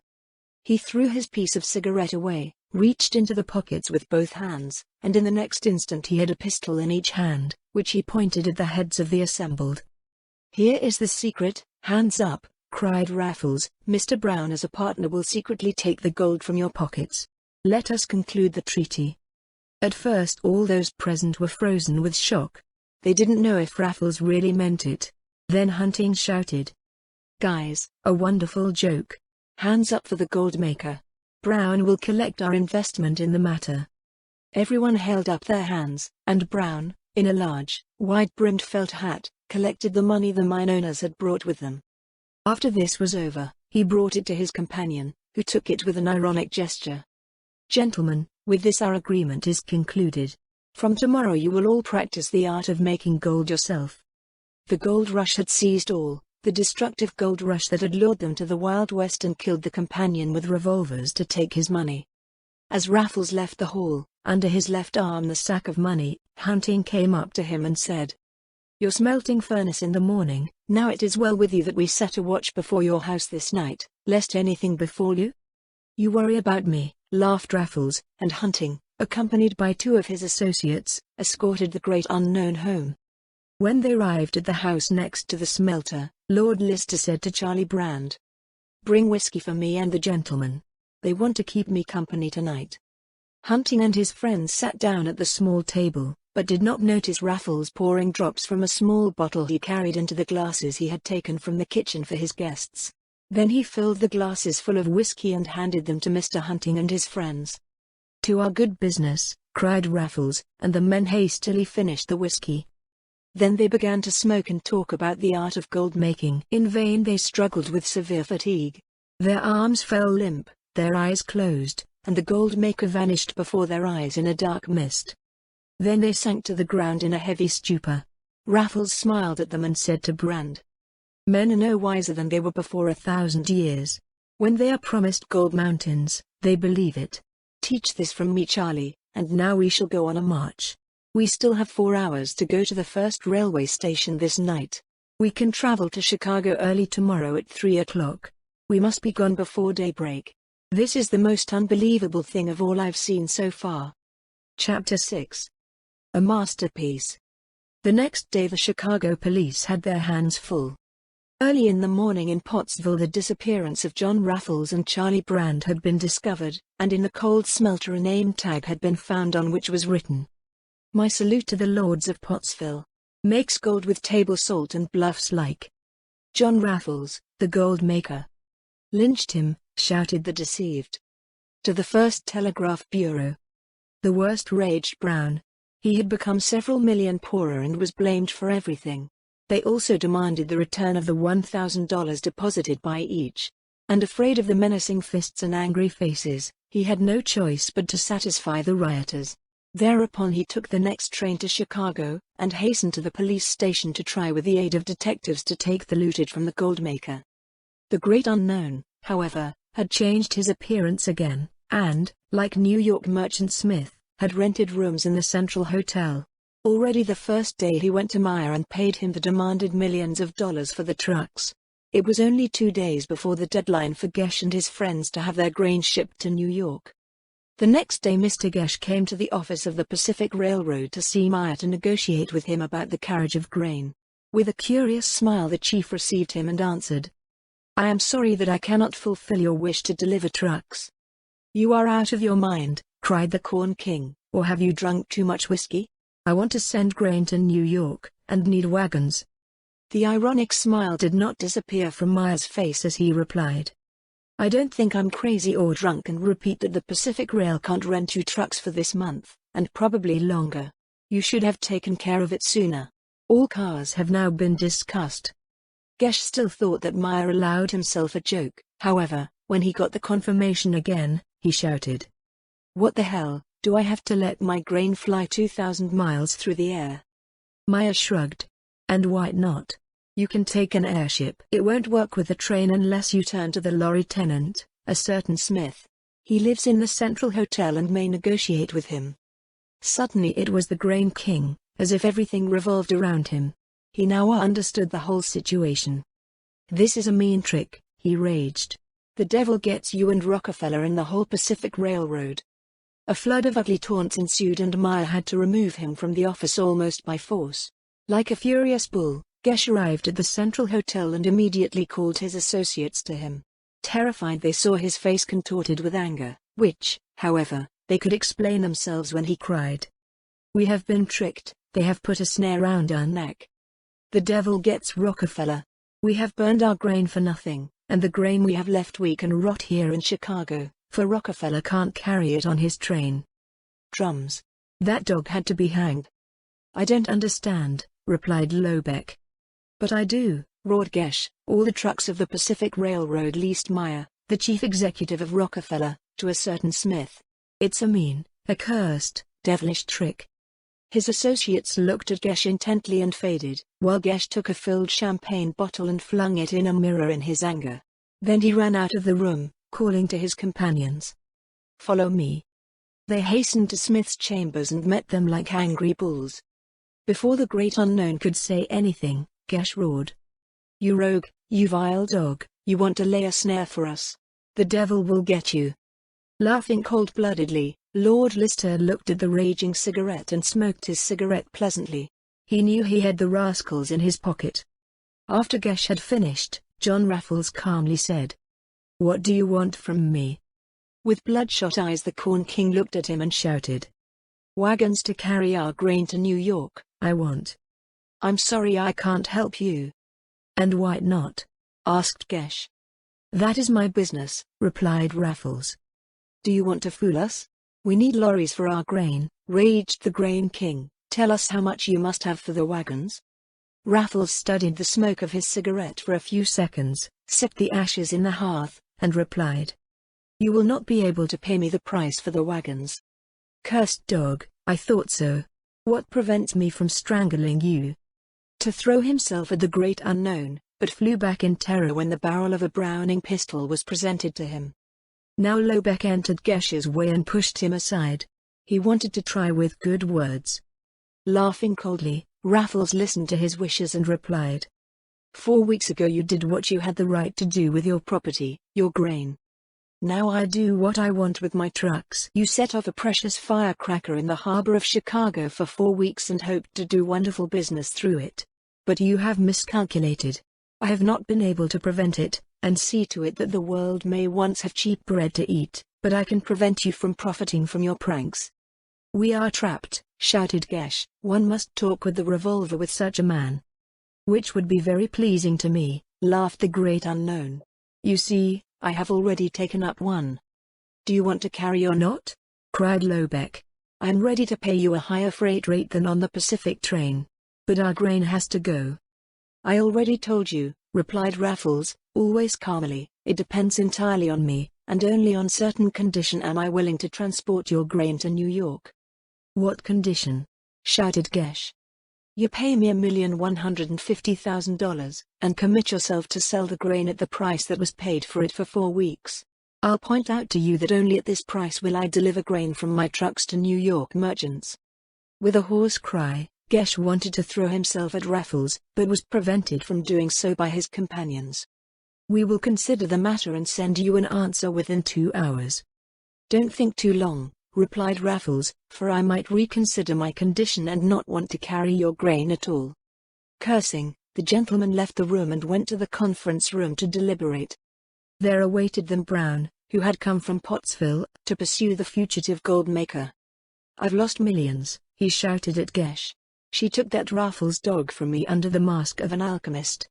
"You bastards," replied Gesh, "when one loses one's money because of such stupidity, one has what one deserves.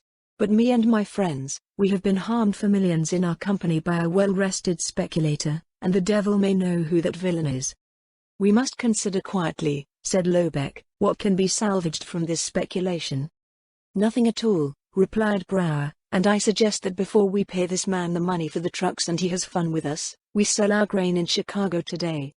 This plan met with general acclaim.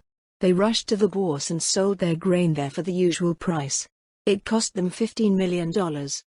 In the afternoon, when Raffles heard that the Corn Kings had sold their corn, he said to Charlie Brand, "The grain has remained cheap. My artisan alchemist has achieved this. Now we shall return to England. You see that my trip to America has been of general benefit." As he boarded the Pullman train to New York with Charlie Brand, the paper sellers shouted, "Raffles is Goldmaker in Pottsville. The deceived Copper King. Latest reports, the deceived Corn Kings." Raffles bought a newspaper and read it, as if to learn of the deeds of a wild stranger. Then he handed the sheet to Charlie Brand and said, "Put this newspaper with my collection." At the same time Gesh received a letter, which Raffles had sent him to the hotel shortly before his departure. This one read, "Mr. Gesh, I am glad to hear that you have sold your grain at the usual price. And in order that you may know who led you to this decent deed, you must memorize the signature. Do not burn any grain in the future, before consulting with John C. Raffles. A Devil's Dozen." From a Detective's Memories. During a summer marked by great slack in business, and in which manufacturers throughout the empire lamented so sadly that they had little sales, one fine day the owner of a wool mill near Harwich was not a little surprised when the postal service brought him an order for about £8,000 sterling. This firm was well known for the durability of its manufacture, and recently it had circulated circulars in which it stated that, owing to slack in business and large stock, it wished to sell off its manufacture at a reduced price. Things were so bad, however, that even this tempting offer had no appreciable effect, for overproduction had taken away all appetites for purchase. The season was also not without influence. It is well known that summer is not a suitable time for woolen goods. When the firm received this by no means insignificant order when the first post was opened, which was to make a big hole in its stock, the owners smiled and thought they could count themselves lucky. This order letter was written in perfectly business-like style and came from Peter Gregson and Company. Commission and Export Case. Mosley Street, Manchester. Since Peter Gregson and Company had hitherto not had any business connection with the firm, they acted as referees on the Union Bank in Manchester and Winstanley and Company, an agency in Fountain Street in Manchester. That provision had also been made that the goods had to be delivered within 8 days, since they were intended for export. The proprietors of the firm, like decent merchants, first filed the Manchester Trade Directory, in which they also named the firms of Peter Gregson and Company and Winstanley and Company found. This already looked somewhat reliable. To be safe, however, they instructed their representative to make inquiries at the bank in Manchester, which had been given as information. And as the verdict of the bank was satisfactory in every respect, the execution of the order was immediately proceeded with, and within the stipulated time the goods were dispatched, and Peter Gregson and Company informed thereof. A bill of exchange for acceptance at short notice was sent to the said gentleman by the following post. The papers, too, were promptly returned, and the Harwicker factory was convinced that they had made good business, with which, considering the continuing bad times, they were not a little glad. However, when the bill of exchange lapsed and Messrs. Peter Gregson and Company presented for payment, these gentlemen insisted that they knew nothing of the whole matter, and declared the signature forgery. They firmly denied having ordered and received the goods. This news hit the Harwicker firm like a thunderclap, and when Gregson and Company told the truth, there was no doubt that they had become the victims of a rip-off, as bold as it was deftly constructed, in which the impostors had a 2-month head start, which they would have used to flee. The deceived house lost no time in seizing all means and telegraphically requested my visit. When I arrived I was told what I had already communicated here. They showed me the correspondence, handed me the forged bill of exchange, and begged me to spare neither expense nor trouble in handing over the criminals to the punishing justice. Immediately I was convinced that I was dealing with cunning deceivers. It was completely out of the question that such deception had been committed by a single person, so as there had to be several accomplices, I was pretty sure I'd get hold of the criminals, though I didn't think I'd ever get the stolen goods back either. For such sleepy thieves would not hold in their possession such a large stock of valuable goods for a moment longer than was necessary. My information confirmed the good news in which Peter Gregson and Company was standing. Although it was only a small firm, it was known as very solid and respectable, which it really was. I also learned that she was good for £20,000 and more. A few days after the bill of exchange of the Harwicker firm expired, Peter Gregson and Company other bills presented, but also rejected, because they were forged. There was now no doubt that a system of gigantic swindles was being dealt with, and that goods valued at as much as £30,000, from all parts of England, in the name of Gregson and Company were scammed. Naturally, this story caused a stir in commercial circles, and it was generally thought that it could not be difficult to recover the goods and discover the criminals. However, when the test was put to the test, it was revealed that public opinion was wrong this time. The deceivers had cast their nets well, and laid them so that all goods were delivered at the same time, but as some bills were now payable after 2 months, others after 3 months, the thieves had plenty of time to sell what had been stolen. It was undeniable that the whole affair looked very mysterious. However, I wanted to solve this mystery and reduce the matter to what it was, namely, a cunning rip-off. I wondered why the impostors specifically target Peter Gregson and Company had dropped. And I answered myself, first, because it is a small firm, and the business it closes does not become as widely known as those of a large house with many connections. Therefore, goods for Gregson and Company ordered, without this becoming known in the commercial world. If, however, there was no mention of these orders, the firm itself remained ignorant of them until the bill was presented to it. Furthermore, the rip-offs had chosen this particular firm because they, or anyone associated with them, knew exactly the circumstances of Peter Gregson and Company. After agreeing with myself, I sought out the owners of the firm. The business had been in existence for 3 years, and the oldest chief was Peter Gregson, an old gentleman of nearly 70 years. 2 sons and 3 nephews of his were the other owners. They were chiefly occupied with exports, and their entire staff numbered no more than 15 heads. They had relations with the Union Bank, but as business information is often obtained from a bank, it was not particularly noticeable to the Union Bank that so often Gregson and Company was informed. However, what about the other agency, Winstanley and Company, which was listed as a reference? What kind of people were those? They had to live in Fountain Street, so I went there. As I suspected, the firm of Winstanley and Company not at all. More than a year ago, a gentleman named John Winstanley had rented the basement in a building on Fountain Street. This consisted of 2 large cellars for which an annual rent of £80 was paid.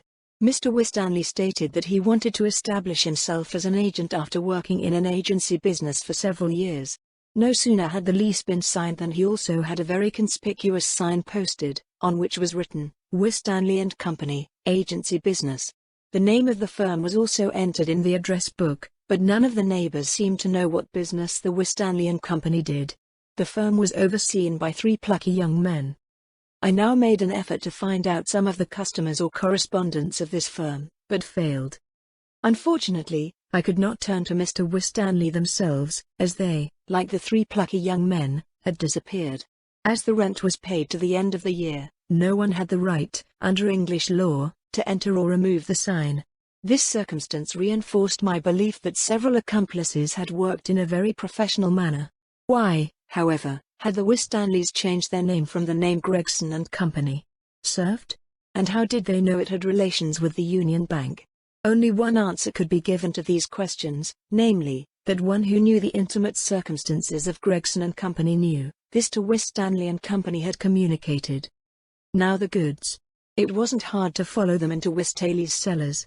This enterprising firm had bought itself a horse and carriage and had taken as coachman a certain Alfred Gamble, someone who had learned almost nothing in his youth and could only scribble his name with difficulty.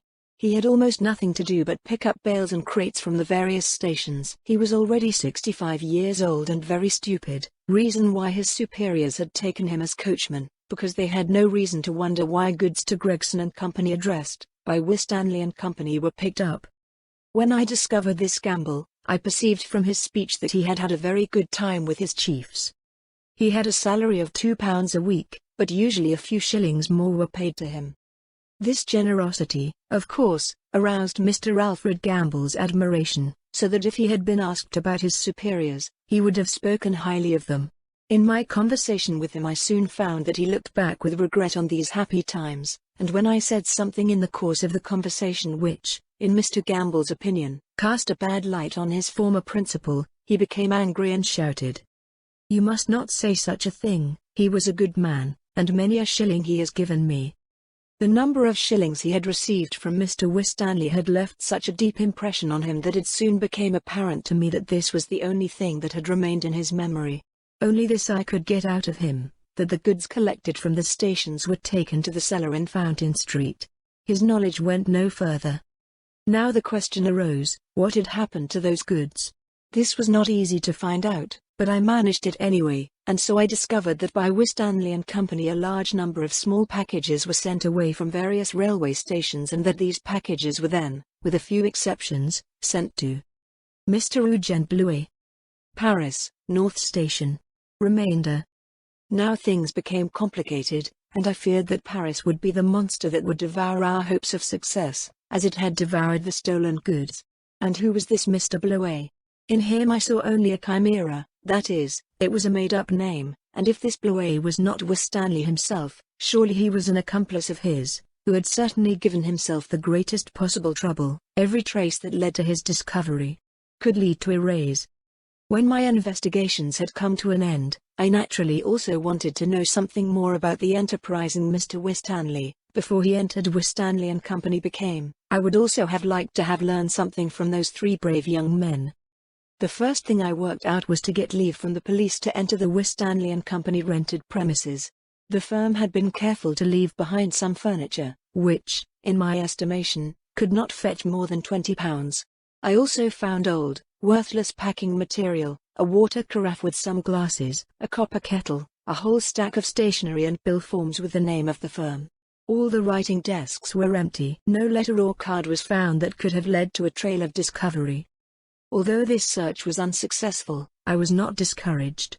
I knew I was dealing with a well-organized gang of villainous criminals. My experiences as a criminalist, however, had taught me that even the smartest and most prudent cheaters betray themselves through some stupidity or minor negligence. I therefore had no doubts that I would still discover a trail that I could follow. At least something had already been achieved, namely that I knew that the goods had been sent to Paris, and I was already looking forward to being able to spend 2 or 3 weeks in this delightful city. In the meantime, I had the advertisement placed in all the newspapers of Manchester that anyone who had worked at Winstanley & Company, agency, formerly Fountain Street, as a young man, or in any way, was politely requested to give his address to Messrs. Gregson & Company to share. For a certain communication which the person in question would be able to provide, he would be paid £50. Although this ad was posted daily for a full week, no one showed up. I had expected this, too, for I understood that those 3 plucky young men were related to Mr. Winstanley, because otherwise such a ramified system of deception would not have been feasible. Now I turned my full attention to the staff of Messrs. Gregson & Company, for I could not shake the thought that the traitor was in the business itself. The eldest chief and his 2 sons all assisted me with possible assistance, but they could not believe that anyone working for them could get along with Winstanley & Company would have let in. Their entire staff, from the errand boy to the Attorney General, enjoyed the greatest confidence. I determined that the correspondent through whose hands all the letters passed was 29 years old. He was born French, but had lived in England for a long time. His name was Adolphe Segre, and he had an amazing knowledge of languages. In addition to his mother tongue, he wrote and spoke English, German, Italian, and Spanish, and for this reason, in addition to his business soundness, he was already highly regarded by the chiefs of the firm. When I asked if I could speak to this gentleman, I was told that he had recently been married and was on his honeymoon. He was going to go to Paris with his young wife to visit family there. In his last letter he informed the firm that he also wanted to make a trip through Switzerland. These details aroused in me a more than transient interest in Monsieur Segre. I considered it my duty to find out more about this gentleman, but carefully avoided saying anything to Mr. Gregson that might have made them doubt the integrity of their respectable correspondent. I wanted to be sure of myself first, and the suspicion I could raise against Monsieur Segre was based only on that this gentleman was a Frenchman and that the goods had been sent to Monsieur Blouet in Paris. I was wondering if maybe Blouet and Segre could be the same person. I discovered that Mr. Segre had lived before his marriage in a Manchester suburb, Cheetham Hill, and, having been married for a few weeks, I could not deny myself the pleasure of visiting his former residence. It was a very decent house, and his landlady could enjoy rich child's blessing. The landlord worked in a large trading house. I heard from the housemaid that Segre had lived with them for about half a year, that they knew but little about him, as he had been very reserved, but that they thought him a decent good man. When I further inquired what their opinion was based on, I was told that he had always paid his rent punctually. This point of view cannot weigh so heavily with me now as with the housemaid. Furthermore, I became aware that Segre had kept his house until his return, and to my question I was told that there were still some chests of his. It was by no means easy for me to persuade the worthy lady to let me search the room, but in the end I succeeded. They were pleasantly furnished rooms that Segre had lived in. Bedroom and living room were connected by a door. The chests of which the lady spoke consisted of a large chest, a small iron chest, and an even smaller wooden chest. I cannot hide my burning desire to rummage through the contents of the iron cassette, but I had to curb my impatience. Other than that, there was nothing special to see in the room. There was another cupboard in it, but it was empty. Segre had packed everything in the trunk before he set out on his journey. In the wardrobe I discovered a frock coat, 2 or 3 trousers and a few trifles. The landlady informed me that she might sell these clothes for Mr. Segre for the benefit of the maid. I had already closed the door and was about to leave when a sudden impulse forced me to open the wardrobe once more and put my hand in the pockets of the old clothes. The frock coat had been worn a lot, and the sheen on the sleeves proved that this garment had also been worn in the shop. I felt in the inner pocket, which was torn. I put my hand through a hole, without the slightest hope of finding it, so the more surprised I was when I felt a sheet of paper at the bottom of the lining. It was a folded letter, which looked dirty and filthy, and had been in the pocket for a long time. I unfolded it and my heart beat faster as I read the following in fine merchant's writing. Goods are shipped today. Message Bluet. I could hardly suppress a cry of joy at this discovery, for I knew I was finally on the right track. No name, no address, no signature, no date, nothing was written on the sheet of paper. But it was precisely because all this was missing that the matter looked so suspicious. Sigri may or may not be Bluet, but I had received an indication in the pocket of his coat that certain goods had been sent somewhere and that Bluet had to be informed. Now Mr. Sigri was a Frenchman. He had just married and gone to Paris with his young wife. This case did not preclude, however, that the bridegroom had travelled to France's capital to visit Monsieur Bluet, if this gentleman existed, and if not, to receive the goods himself, thereby posing as Monsieur Bluet. To give. In any case, I wanted to know more about this interesting gentleman, so I turned to the police to get leave, open the chests and search them. However, this required some formalities, and as a Sunday intervened, 3 days passed before I received the promise. When I rejoined Cheetham Hill, I was informed by the landlady that, the day after my visit, a telegram had come from M. Bluet from Paris, requesting that his bags be sent immediately to Cordova, Spain, which she had done that very evening. Cordova in Spain, I conferred. That is to say, the happy bridegroom has fled to a country where he knows for sure that he will not be extradited. Sigri, however, was not Winstanley, any more than any of the brave young men, and I now wanted to know in what part of our earth they dwelt. But now the question arose, where should I look for them? There was only one answer to this, and that was, in Paris. In any case, I was convinced that if I ever found the trail I would only find it there. The goods had been sent to the French capital, and it was most probable that the thieves travelled after the stolen property. Goods. I knew Paris very well, I had lived there for some years. On my arrival I immediately inquired at the goods office at the Nord station whether a certain Mr. Bluet was known to them. And, as I expected, I was told that a great multitude of packages and chests had arrived for a gentleman of that name. And did you send him those suitcases? I asked anxiously. No. They were taken by a driver in his cart, the waybills read. To Monsieur Bluet, or order. And you do not know where the goods have been taken? No, absolutely not. That was a disappointment. Paris is great, and to find one among the 3 million inhabitants of whom one does not even quite know what he looks like, was a task which would discourage many. But I did not lose heart in such cases, for years of experience had taught me to regard the seemingly impossible as the most probable. The paper found in Sigri's pocket read, goods are being shipped today. Message Bluet. This name I thought to have been adopted only for this purpose, for I could not imagine that the recipient of the goods in Paris should be so foolish as to give his real name. When I now reread this note, in the light of my years of criminalistic experiences, I came to the following conviction. First, a certain gentleman, calling himself Bluet, was a well-known acquaintance of the crooks, for otherwise such a valuable shipment of goods would not be entrusted to him. Second, Sigri was therefore requested to message Bluet, because this Sigri correspondent in foreign languages and was French by birth. Third, the writer of this note, Winstanley or one of his 3 young people, knew no French, and had to leave Mr. Sigri to do the correspondence. These conclusions led me to the conclusion that a whole band of swindlers were involved in this deception, who lived in different places and belonged to different nationalities. The only description I had of Mr. Winstanley was that he was tall and slender, of distinguished appearance and aristocratic manners, about 60 years old, had a fresh, healthy complexion, an almost white beard, and a bald head which he was elegantly dressed, wore 2 or 3 rings, and spoke English with a barely noticeable American accent. There was nothing remarkable in this description of the person.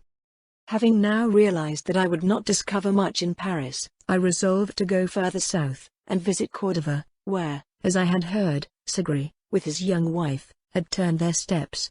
Had I the good fortune to make the acquaintance of this gentleman, I should certainly learn important things from him. I understood very well why Sigri had chosen this beautiful old Spanish city as his residence. There was no extradition treaty between Great Britain and Spain. Spain was thus the paradise for all possible bankrupts and criminals. It was still possible, however, that I was mistaken about Segri's case and that his honeymoon to Cordova was only part of the program. But I had intended to go there, so I was soon on my way. For reasons that are easily understandable, I did my best to make myself unknowable, and as it was summer and the travel season, I dressed like a tourist. I wore a striking fursuit, a bright red tie, the inevitable binoculars hung from a strap over my shoulder, a white veiled straw hat covered my head, and with a travel book in hand I was the type of a tourist. In Cordova, one of the most interesting cities in Spain, I got off at a small hotel for the time being. There were very many strangers in the city and England was well represented. The day after my arrival I made trips through the city. I had before my eyes large blue spectacles, which were supposed to protect me apparently from the glowing rays of the sun, but in reality to complete my dress. Like everyone who visits Cordova, I turned my steps toward the cathedral. The crowd poured in and out of the cathedral incessantly. They were believers and spectators, persons of all nationalities.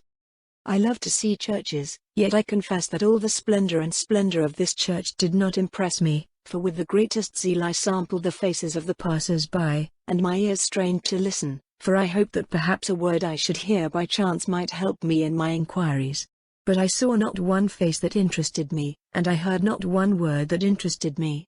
From the cathedral I walked through the city, and when it got too hot I went back to my hotel to rest and refresh myself a bit. When the sun went down, I set out again and followed the crowd, which moved to the park, where a military band played in the evening. In this garden everyone is looking for entertainment in the evening.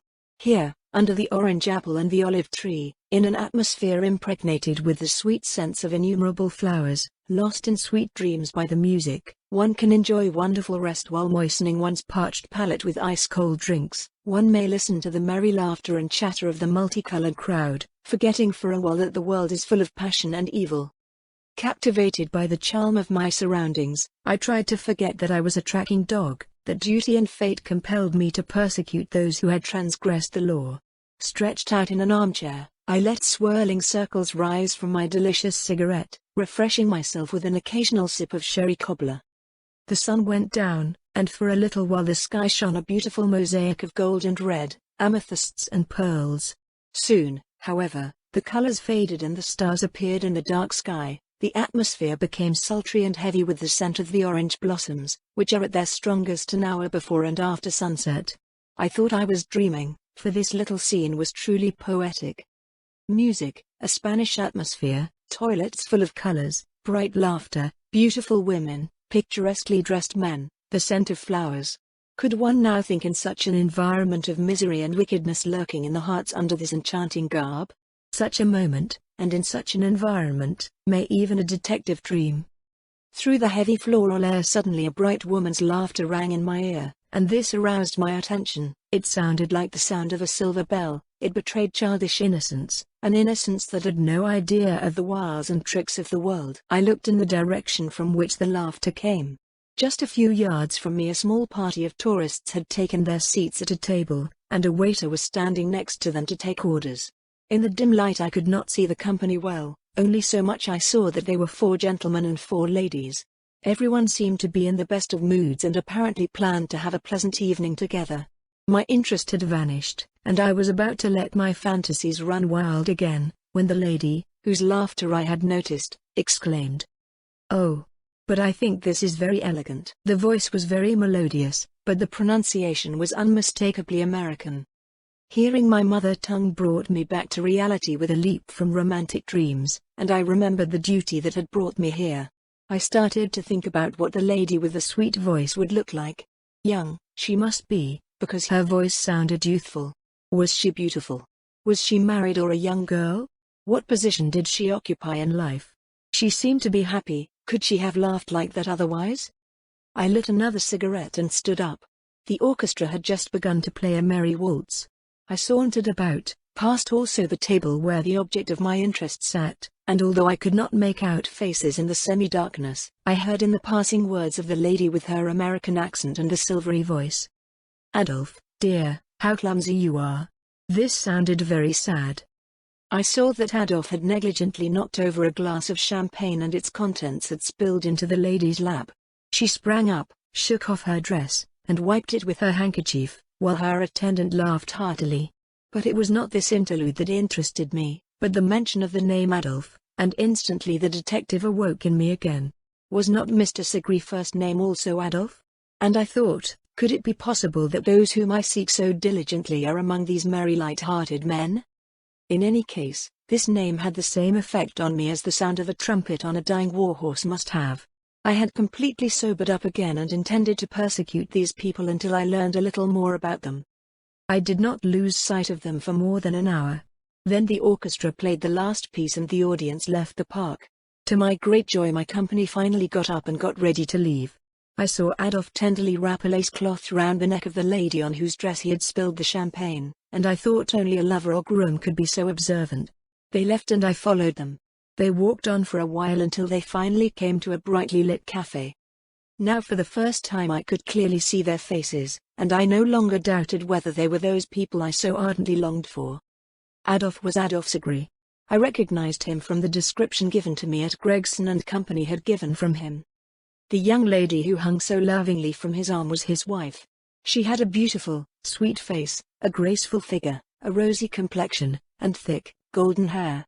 Two of the other ladies were also young, and no less beautiful than the young woman. They were, from the parable, certainly sisters. The fourth lady was already over 50 and of a dignified countenance. She was rather corpulent, and wore grey hair combed over her forehead. She had wrapped a Spanish lace cloth very tastefully about her head. She, too, looked healthy and sweet, and I supposed she was the mother of the two young girls and the wife of that great slender gentleman, who might be about 60 years old, had a fresh, healthy complexion, and a white beard. And that this gentleman was Winstanley, I could have sworn. The other two gentlemen of the party were young men of about 25 years of age. They were elegantly dressed and seemed to belong to the family. At one of the tables outside the cafe and ordered portions of ice cream. As they sat there in full light, I could imprint their faces indelibly in my memory. They sat for a full hour. Then they turned slowly towards the Hotel du Soleil where I supposed they had taken up residence. Very satisfied with my discoveries, as it was now getting late, I went to my hotel, and slept soundly that night. The next morning I moved to the Hotel du Soleil, and before the day had passed I knew that among the hotel guests were Mr. and Mrs. Sigry, from Paris, Mr. and Mrs. Winstanley, Mr. George and Mr. Adam Winstanley and the ladies Winstanley, all from Boston. So, I laughed to myself, they belong to the same family, after all, and these Mr. George and Adam Winstanley are two of the three plucky young men who worked in Mr. Winstanley's office in Manchester. Any man with eyes in his head must see at once that Mrs. Sigry is a sister of the Mrs. Winstanley. So Sigry had married one of Winstanley's daughters. Sigry was a correspondent at Gregson and Company, which enabled him to successfully carry through the deception, as all the letters passed through his hands. This had made him invaluable to his future father-in-law, and now they lived together on the proceeds of their deception. I say together, because there was still any doubt that the other members of the family would know nothing of the incident. It must have been quite impossible for Winstanley to carry out such a scheme of deception without his wife and daughters becoming aware of it. It was only with reluctance that I thought these young, distinguished ladies to be impostors, but they must be impostors, however difficult it may be to combine so much beauty and evil in one. Unfortunately I was powerless to do anything that enabled me to have these people taken into custody. As long as they were in Spanish territory they were safe, but I consoled myself with the thought that they could not stay there forever. If I succeeded in putting only a few of them under lock and key, the others would be compelled to abandon at least some of their ill-gotten gains. After this interesting family spent a full week, spending money with full hands, living lavishly and drinking plenty of champagne, seeing all the sights and driving many times, their party was increased by 5. Their number was now 13, a devil's dozen, as it is called. Among the new arrivals was also a young man, who was most certainly a brother of the two young Winstanleys, and therefore the third brave young man. There was also a young lady, an American, and I heard this was the newly married wife of the youngest Winstanley. The 3 other persons were the parents of the young woman, who entered the register of strangers as Mr. and Mrs. Gage from Georgia, and a dressy old lady, a sister of Mr. Gage. This second group of the family had been in Madrid. I was convinced that these 13 persons had no intention of settling permanently in Spain. In this I was not mistaken, for during the course of the following week the waiter told me that part of the party wanted to go to Paris and the other to Seville. I burned with curiosity to find out which of the persons would travel to Paris. However, I had to wait a few days before I could satisfy my curiosity. Who, however, describes my joy when I learned that Mr. Winstanley, his two sons George and Adam, and Mr. Segree, were on the point of departure, and I at once understood that this journey was connected with the stolen goods. In addition, I had learned that Winstanley spoke no French, so Segree had to serve them as an interpreter. The morning of departure came, and in the same train in which the party was sitting, I sat too. Arriving in Paris, they took a carriage and drove to the Hotel Continental. After I made sure that they had taken up residence there, I took a room in another hotel, so as not to arouse suspicion. The first thing I did, however, was to inform the Paris police that the swindlers I was looking for were living in the Hotel Continental. Some officers were immediately charged with the supervision. The next day I was very early in the vicinity of the hotel, and after waiting for a while I saw an open landau driving away from the hotel. Inside were the three Winstanleys and Segree. With two of my French colleagues I jumped into a passing carriage and ordered the coachman to follow the landau. He rode to the southern part of the city, crossed the Pont Neuf and entered the Boulevard Saint-Germain. The four occupants got out of the carriage and entered the house. We, too, left our vehicle and made our way to the caretaker's lodge. I began a conversation with the old man and casually asked him if he knew the gentleman who had gone up. Three of them were friends, he thought, English or American. The fourth was M. Bluet, who had rented a story 6 months ago. He had just come to make arrangements for the furniture. French law permits the arrest of a person on a single oral charge. We therefore did not need a warrant of arrest in this case. My colleagues and I clambered to the 6th floor. I rang the bell, whereupon old Winstanley opened the door, and before he could recover from the surprise of our appearance, we had entered. In a room, half filled with bales and colliers, we found Segree alias Bluet and the two young Winstanleys. Segree immediately saw the situation and turned pale. Quick as lightning he pulled a revolver from his pocket and fired at me. The bullet, however, missed its mark and penetrated the wall, but before he found time to fire a second time I had thrown myself at him, wresting the revolver and gagging it. We also gagged the three other prisoners. One of the French officers stayed behind to guard the house, and with the help of the other I took our prisoners to the nearest police post. For hours Segree seemed beside himself with grief, despair, and shame, and, recognizing in me someone whom he had already seen in Cordova, he begged me not to inform his wife of his arrest, solemnly assuring that she was completely innocent and had had no suspicion of the deception. I promised him to keep his capture a secret from her as long as possible, and I did not fail to point out to him that his case would be judged much more favorably if he returned as much of the stolen goods as possible. He wanted to do so, and he lashed out at his father-in-law and both brothers-in-law, who had led him on this wicked road. At his entreaties I telegraphed his wife that he should return at once to England on business, and there should be, as was foreseeable, a long time. In the lapse of several weeks, after the necessary formalities had been completed, I was allowed to transfer my prisoners to England, and I gradually learned all the details of their gigantic and startling deception. The Winstanleys were all, with the exception of Nellie, a genius impostor family. As American citizens, they had lived so long on deceit and swindle, until the ground grew too hot under their feet. Then they had shifted their field of activity to Manchester, where they met Segree, who fell in love with the daughter, who knew nothing of all these tricks. Segree had a weak character, and as he loved Nellie passionately, it was easy for the Winstanleys to use him as a tool. After it had been agreed to carry out this swindle, Segree had gone to Paris, rented the house in which he was imprisoned in the name of Bluet, and had agreed with an acquaintance that the goods would be returned to them on their arrival in Paris, to receive and transfer them to the residence. Goods worth several £1,000s had already been sold in France, and Segree and the Winstanleys had now come from Cordova to Paris to sell the rest of the goods. Winstanley's third son, Richard, had been married at the same time as Segree. His wife was a Miss Gage, and though I couldn't exactly accuse this family of any crime, it seemed they had a lot going for them in the United States. I really felt sorry for Segree. He was obviously just a sacrifice from the Winstanleys, these cunning swindlers. He took my advice, and surrendered all the money he still had. It was about £3,000, and he also gave us information which enabled us to recover a considerable part of the stolen property.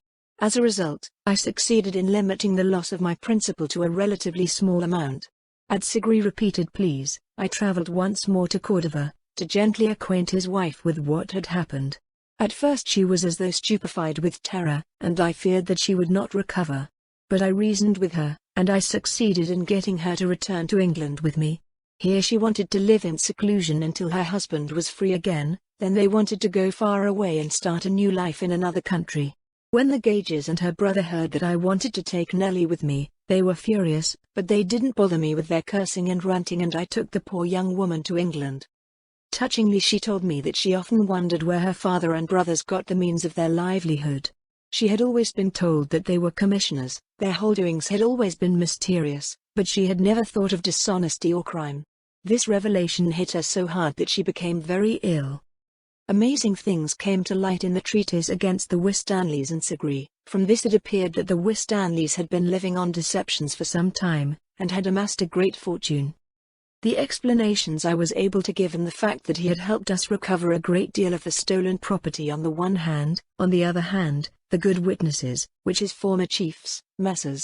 Gregson and company from him, caused Sigri to get off with a small sentence of 6 months' imprisonment. The Winstanleys were sentenced to a penitentiary, the father to 10, the 2 sons to 7 years each. The other members of this interesting family secured their freedom by remaining in Spain. Finally, I should like to state that when Sigri was released from prison, his wife was recovering.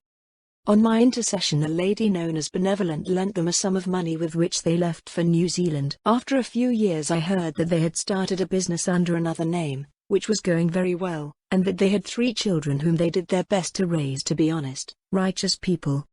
The next episode contains The Secret of the Ring.